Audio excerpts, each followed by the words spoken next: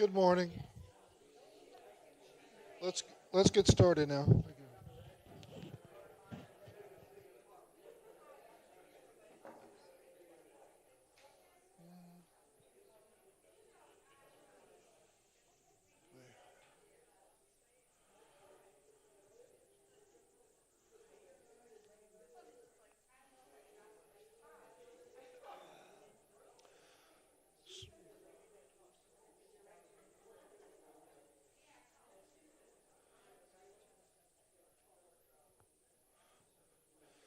So last week we had the final chapter of the Gospel of John, chapter 21, and this week I just wanted to summarize a little and look at a particular aspect of the gospel, which is all of the signs in the gospel that show that John was an eyewitness reporting these events. And that's important because it was the latest gospel written. It might have been written 80 A.D. It might have been written, 50 years after Christ was on earth. So it's important to see that there's all of this evidence for the eyewitness nature of what John is reporting. But first, I'll summarize just in one slide kind of what I see as an overall theme of the Gospel of John, which is to show all the ways in which Jesus Christ is superior to all else. We saw in the first chapter in the introduction that he was a superior logos, the intermediary between God and men, and that Jews and Greeks were all looking for some sort of a mediator between them and God to bridge that gap. And Jesus Christ is the best possible bridging of the gap that we feel between us and God, because God becomes incarnate and now becomes a man who experiences the things we do, and someone that we can picture, and someone who understands us, and we can be assured of that. John shows that Jesus is superior to the Jewish rituals. That's in particular a theme of chapters 2, 3, and 4 of John. And throughout the festival section, also the water purification rituals and so on, Jesus brings a greater purification, a greater salvation than you can get from any rituals. Jesus was superior to their festivals. Many of their festivals looked forward to things. Jesus is the better Passover lamb, for example. And when they had festivals with ceremonies of water and light, Jesus declared himself superior to them. For example, he said, I am the living water. If you drink this water, you'll get thirsty again. But whoever comes to me, I'm living water. And when he drinks of me, he'll never get thirsty again. And likewise, he said, he's the bread of life. He said, when your ancestors were given manna in the wilderness during the Exodus, they were hungry again the next day. But the one who partakes of me never gets hungry again, because he's the bread of life. He declared himself to be the light of the world. He contrasted himself with darkness. He contrasted himself with teachers who don't really bring light to the people, but who bring darkness to them. And when they had festivals that would have a ceremony of light, he would choose that day of the festival to get up in front of the temple and declare, I am the light of the world. He was declaring himself superior to those festivals and ceremonies.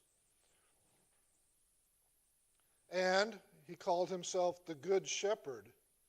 And we saw that it went back to the Old Testament times that the leaders of the nation of Israel were criticized as being bad shepherds, who allowed the people to go astray and who led them astray. The leaders of Israel bore a special responsibility for the idolatries that happened and for the captivities that resulted in the Old Testament, because they should have been leading. The shepherd doesn't let the sheep wander off wherever they might go and get lost and then blame the sheep. It's the shepherd's responsibility, and the leaders of the nation of Israel did not do their job. And finally, of course, the whole second half of the book, starting with the raising of Lazarus, that Jesus has power over death, including his own death at the resurrection. So the superiority of Jesus in many ways, and kind of more advanced theological teaching than you find in the other Gospels, are what John was aiming at in his Gospel. But now I just want to focus for a few slides on a topic which is all the ways in which we see John writing in his Gospel in the way that you would expect an eyewitness to the events to write. More than once he says that he was an eyewitness. For example, he who saw this has testified, so that you also may believe. His testimony is true, and he knows he is telling the truth. And we see the same style of writing in the epistles of John. In 1 John, we saw that he emphasizes that which we saw with our own eyes, that's which we heard with our own ears, that which we touched with our hands. That's what I'm testifying about.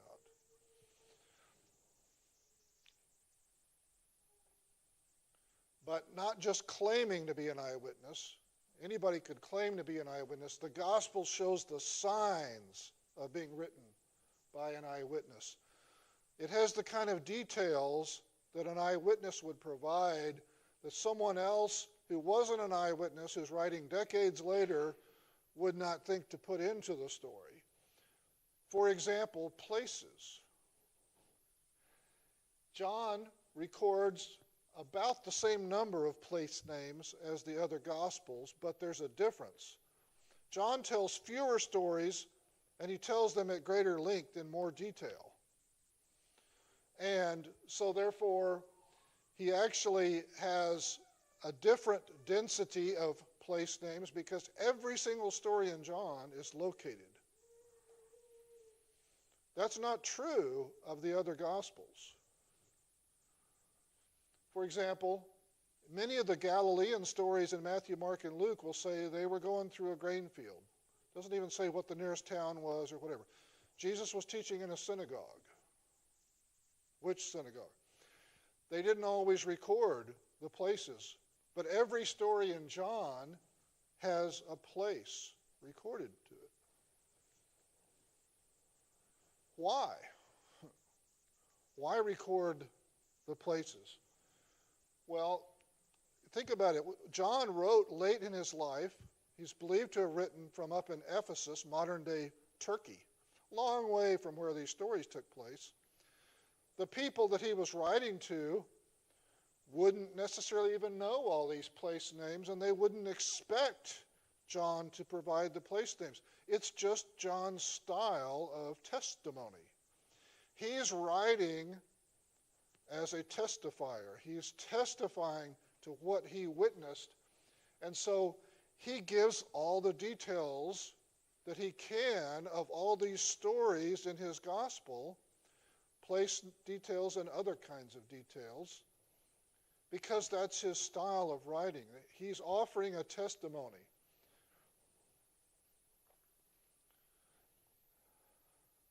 Not just the names of places. He gives the details within those places that only an eyewitness would remember. He doesn't just say John the Baptist baptized over the river. He says John was across the Jordan River on the other side near Bethany and near another town called Salim. He gives all these details. And in fact, these were not big significant places. You get a couple of hundred years after Christ, and the early Christian writers are already saying, we're not sure where that place is. or if that little village still exists anymore, today, a couple hundred years later. But John remembers where it was.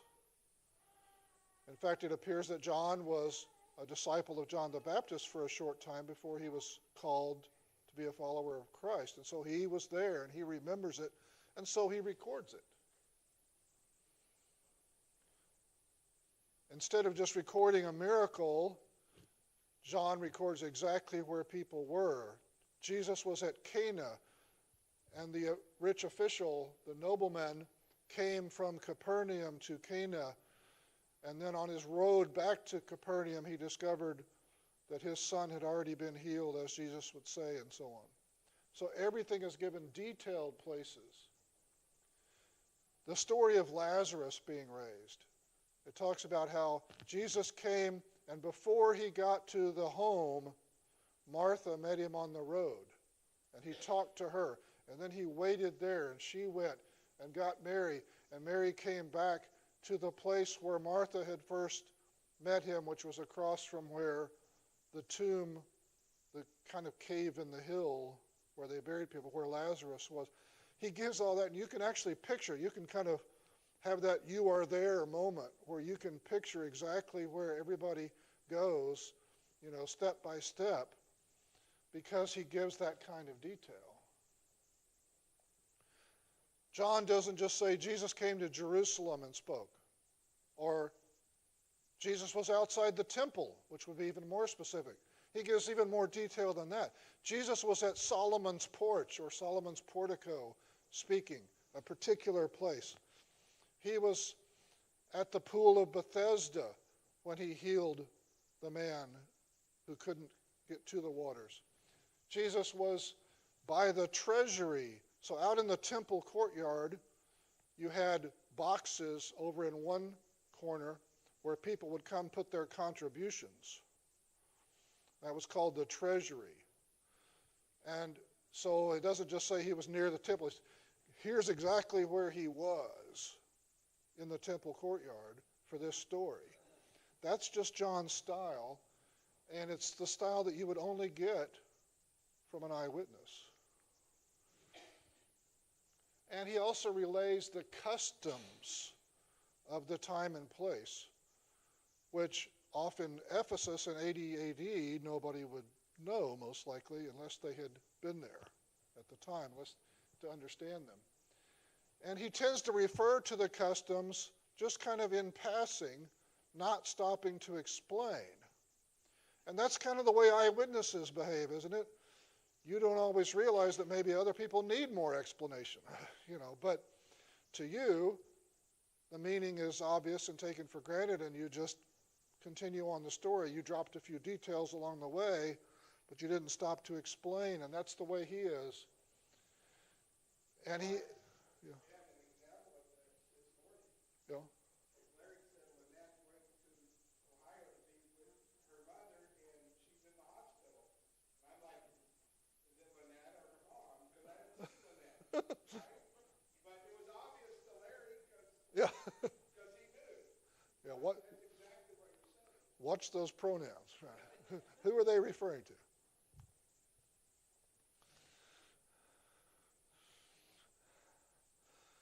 We can go to outside sources and find details that confirm that John was accurately reporting customs of the time. For example, were criminals really required to carry their own cross? We have Plutarch and other ancient writers confirming, yes, that was considered part of the punishment. It was like part of the humiliation in public. Not only are we taking you off to crucify you, but everybody's gathering around watching you labor under the weight, carrying your own cross. It's humiliating. It's like, if we're going to stab you with a spear to kill you, we make you carry the spear. It's adding insult to injury, And that was actually recorded in extra-biblical sources, yes. Annas and Caiaphas, we talked about this, how they alternated as high priests, how one was, Annas was kind of the power behind the throne, so to speak. He was the real high priest in the eyes of the Jews, because when he had the priesthood removed from him by the Romans, the Jews did not recognize that as being valid. And so then he engineered it so that his sons and one son-in-law alternated as the official high priest on into the 50s AD. But everyone knew that when you went to consult with the high priest, you consulted both with the supposed high priest and with Annas, because he was the real power behind the priesthood. And that was known. Now, in the 1800s, there was a biblical skeptic who took that reference in John and said, well, that's just ridiculous. Everybody knows from the Old Testament that when you appoint a high priest, he serves for life.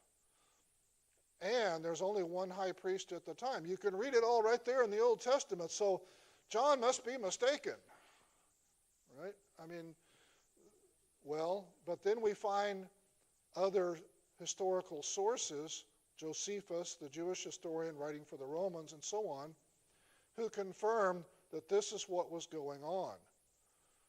Annas was forced by the Romans to step down, but then he stayed as the power behind the priesthood. And the Jews referred to him as high priest.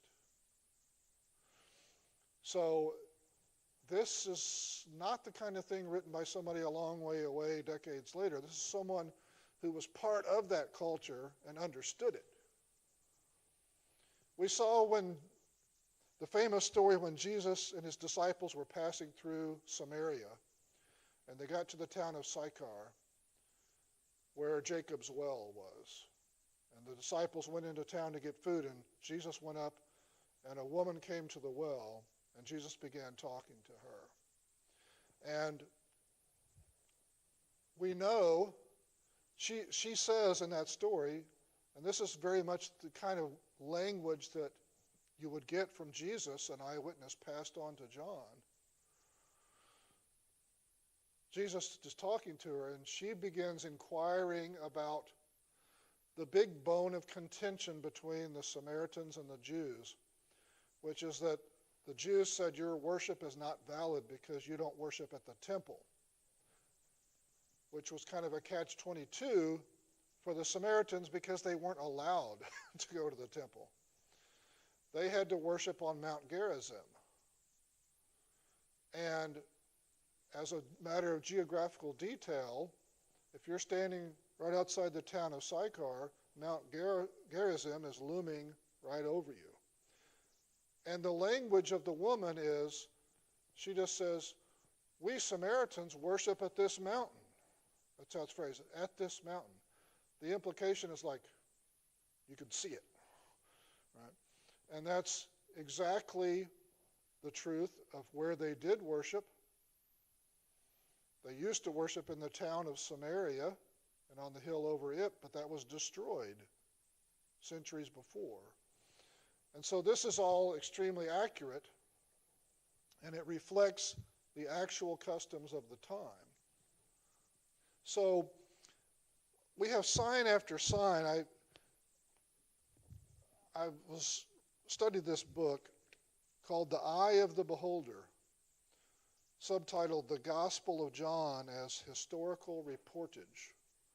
And so, I mean, the amount of time it would take us to go through the examples in the book is more than just a few slides here. But I wanted you to have an idea that a lot of skeptics would look at the Gospel of John, and because it's so different than Matthew, Mark, and Luke, they would say, well, maybe John was just making stories up to teach theological lessons or something. But actually, in many ways, there's more eyewitness flavor in the Gospel of John than in any gospel. For example, for a long time, a lot of scholars said that John was the least chronological of the Gospels. But then later, as they understood more, many began to say, actually, it looks like John was the most chronological. For example, Jews would make pilgrimages to Jerusalem.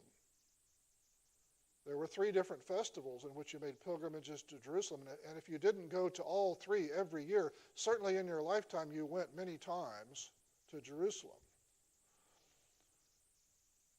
Matthew, Mark, and Luke follow basically the outline of Mark, which is the outline of Peter's teaching to a Gentile audience who doesn't really care about the festivals. And in that outline that we see in Mark, Jesus has a predominantly Galilean ministry, which is true. He does almost all of his teachings and miracles are near Galilee. And then at the end of his life, he's crucified in Jerusalem. He comes down to Jerusalem for the final time. He has his final conflict with the Jewish leaders, and they crucify him. But actually, when you think about it, in John, Jesus is going back and forth. He goes down to Jerusalem and cleanses the temple at the beginning of his ministry. He goes down for festivals in chapters 5 through 10. He goes down again at the end of his life for the Passover. That's actually a very realistic portrayal of what a faithful Jew would have done at the time. So chronologically, John is probably the most chronological. The other gospel authors wanted to focus on the Galilean ministry for obvious reasons. It was his primary ministry. But John was actually recording things more in the way that they happened chronologically. Galilean ministry, go to Jerusalem. Come back, more ministry, go back to Jerusalem. That's what we see in John. And this is a very realistic eyewitness account of what really happened. And so a lot of the things that made people skeptical of John actually proved to be the most realistic details about John. Now, next week, Larry will pick up. I'll be gone to Texas for my father's memorial service. And so this will conclude this quarter a week early here. But thank you for your time and attention.